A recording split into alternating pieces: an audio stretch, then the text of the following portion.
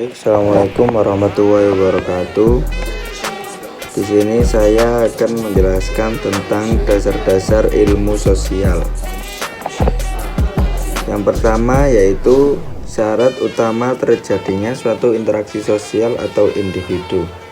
Berdasarkan teori, agar dapat terjadi suatu interaksi sosial, terdapat dua syarat utama, yakni adanya kontak sosial dan komunikasi.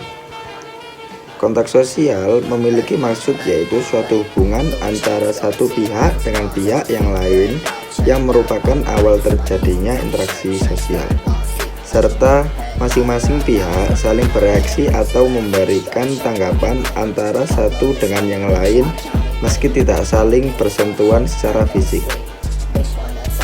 Dapat disimpulkan bahwa komunikasi merupakan suatu proses menyampaikan pesan ataupun informasi dari satu pihak ke pihak yang lain, sehingga muncul pengertian dan pemahaman bersama. Yang kedua, ada berkomunikasi. Berkomunikasi adalah jika seseorang memberikan arti atau tafsiran pada perilakuan orang lain. Komunikasi merupakan suatu hubungan antara individu satu dengan yang lain. Dengan adanya komunikasi, sikap dan perasaan seseorang atau sekelompok orang dapat dipahami oleh orang lain.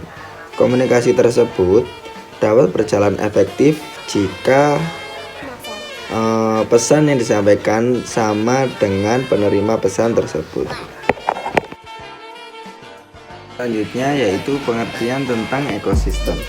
Ekosistem adalah kesatuan makhluk dalam suatu daerah tertentu, yang mana di dalamnya tinggal suatu komposisi organisme hidup yang diantara keduanya terjalin suatu interaksi yang harmonis dan stabil, utamanya dalam jalinan bentuk-bentuk sumber energi kehidupan. Seperti kalau di sawah itu ada ular memakan tikus, lalu tikus memakan yang ada di sawah, dan ada burung juga yang ikut serta menjadi suatu ekosistem di sebuah sawah seperti itu. Selanjutnya adalah interaksi individu dan alam. Interaksi sosial adalah bentuk umum dari suatu proses sosial. Secara harfiah, interaksi berarti hubungan proses berkomunikasi. Sedangkan secara istilah, pengertian dari interaksi itu sendiri adalah suatu hubungan timbal balik secara sadar guna mengarahkan perilaku seseorang sebagai bentuk reaksi atau tanggapan dari pihak-pihak bersangkutan. Setiap individu menetap dan hidup dalam lingkungannya. Mereka berinteraksi dengan komponen lingkungan fisik, baik biotik seperti hewan dan tumbuhan maupun abiotik seperti tanah, air, bebatuan, dan lain-lain. Mereka juga berinteraksi dengan sesama atau lingkungan sosialnya, serta mengembangkan nilai dan norma guna mengatur interaksi tersebut.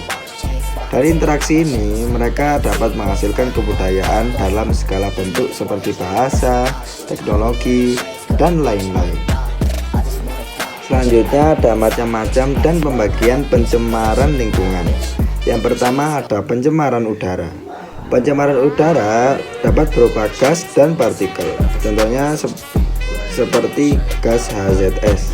Gas ini bersifat racun, terdapat di kawasan gunung berapi, bisa juga dihasilkan dari pembakaran minyak bumi dan batu bara. Dan selanjutnya ada karbon monoksida.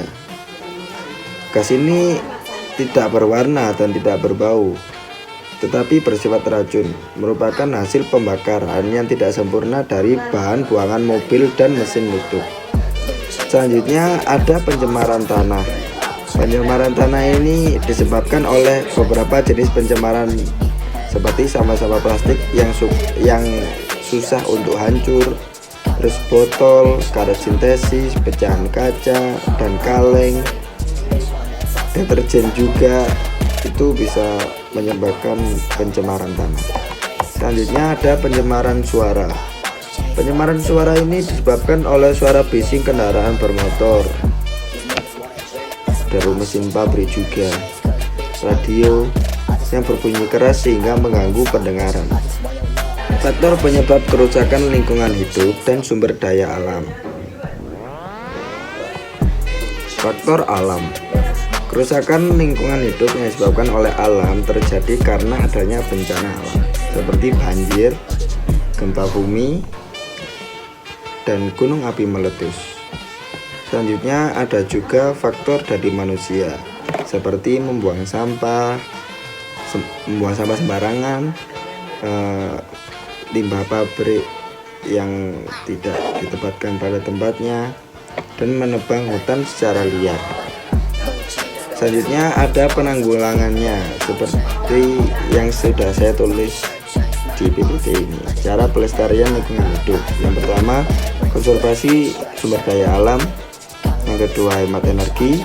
Yang ketiga, menggunakan barang isi ulang. Yang keempat, membuat sumur resapan biopori. Semua ini saya tulis di sini untuk menanggulangi bencana alam juga dan pelestarian lingkungan hidup. Sekian dari saya. Wassalamualaikum warahmatullahi wabarakatuh.